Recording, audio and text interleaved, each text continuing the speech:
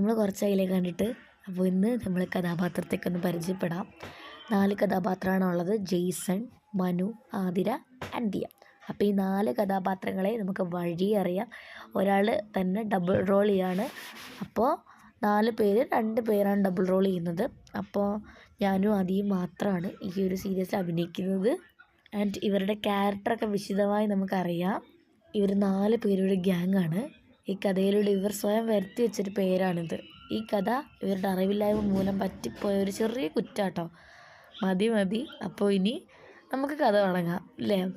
Just wait and see. And Athira ഒരു ഗുണ്ടയാണ്, like ഒരു ഗുണ്ട ക്യാരക്ടറാണ് ആതിര. നമ്മുടെ ജെയ്സൺ ഒരു ബോഡി ബിൽഡിങ്ങോടൊക്കെ താല്പര്യമുള്ള ഒരാളാണ്. മനു ഒരു കോമഡി പീസാണ്. ദിയ ഒരു നൈസ് ക്യാരക്ടറാണ്.